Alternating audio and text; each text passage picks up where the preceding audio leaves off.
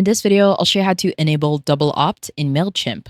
Once you are on your Mailchimp account, the first step is to head over to the navigation panel on the left-hand side.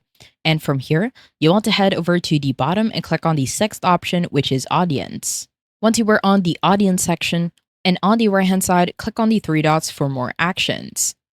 From here, you want to head over to the first option and click on audience settings. Once you are on the audience settings, what you need to do is simply scroll down until you find form settings. On the form settings section, you want to head over to email opt-in settings. On the right-hand side, this is set as a single opt-in. If you want to change this to double, head over to the right-hand side and click on edit. Once you click on edit, you will have two options, either a double opt-in or a single opt-in.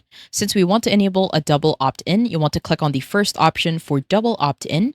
And once you're done, head over to the bottom and the right corner and click on Save Opt-in Settings. Once you do that, as you can see, it will enable double opt-in, and at the bottom, it will also enable reCAPTCHA for double opt-in forms.